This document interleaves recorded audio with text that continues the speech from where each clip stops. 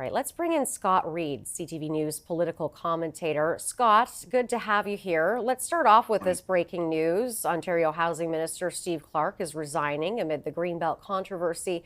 What's your reaction to this? Well, I'm not surprised. It really felt like the ice was cracking beneath Clark's feet. I think the big surprise, though, is that it comes as another independent action rather than as part of a broader comprehensive plan to show people that they're going to actually address this issue at its core. And what I mean by that is this. Initially the government said nothing went wrong. Nothing was done wrong. And I'm holding on to even this chief of staff who's at the center of the Integrity Commissioner's report. Then a week later, they dumped the chief of staff. Same thing with the minister. Nope, he's doing a good job, sticking with them. Now here on the long weekend, when it's boiling hot out and people are at the dock, boom, they dump him. Why they continue to just move piece by piece, parcel by parcel, mystifies me, because this just chums the waters. It doesn't calm them. Was this, do you think, the right move to make? I think at this point, the premier is going to find that sooner or later, this thing's just going to get closer and closer to him. And fundamentally, they're going to have to, as painful as it might be, reverse the process. I think that's the real answer. I don't think that they're going to want a public inquiry, because I don't think a public inquiry will serve their political interests, their partisan interests very well. I suspect that when they kick over the rocks, there'll be a lot of snakes slithering underneath.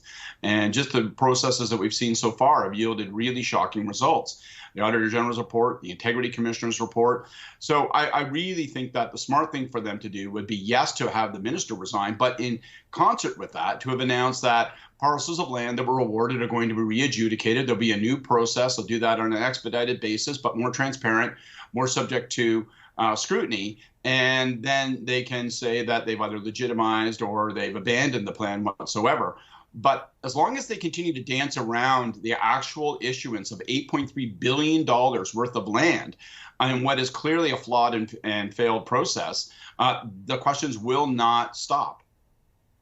Is there anyone else who needs to be held accountable for this? Well, ultimately, the questions will roll up to the Premier's office and the Premier. I mean, they've been very successful so far in isolating themselves from this. But anybody who's ever served in a provincial Premier's office or a Prime Minister's office finds it absurd that this kind of process, this critical, this core to the government's agenda, the awarding of Greenbelt lands, could occur entirely by remote control without the input, knowledge, or oversight of the Premier's office or even the Premier himself. So the big fundamental fear for this government is that eventually this road leads to the Premier, which is why I would argue they would be wise to not just dump a chief of staff one day, a week later dump a minister. They've got to address the fundamental awarding of these parcels of land. If they don't do that, then eventually this thing will roll up on Doug Ford's shore, and he could find himself drowning in a political sea of turmoil. Now, the fact remains Ontario is now without a housing minister for now, in the middle of a housing crisis. What is to come with development on the Greenbelt, and what about the housing supply issue?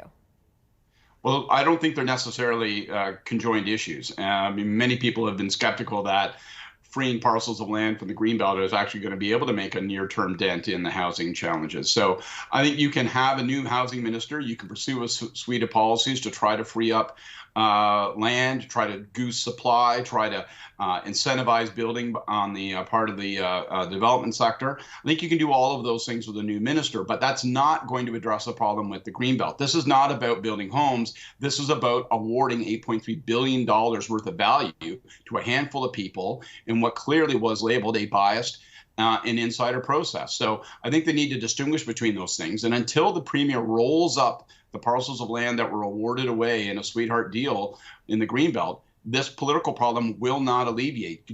Clark is not sufficient. His resignation is not sufficient to halt this scandal. Is this issue big enough, do you think, to go to an election over?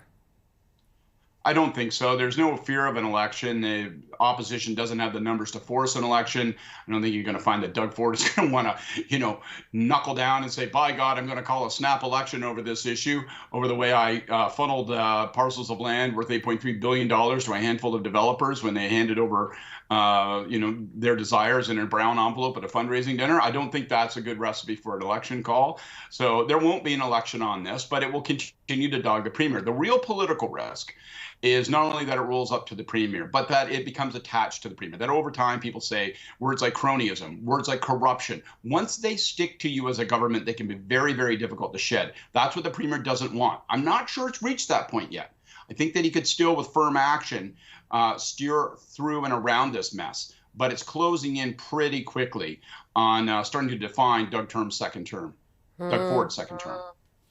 All right, Scott Reid, CTV News political commentator. Thank you very much for your time.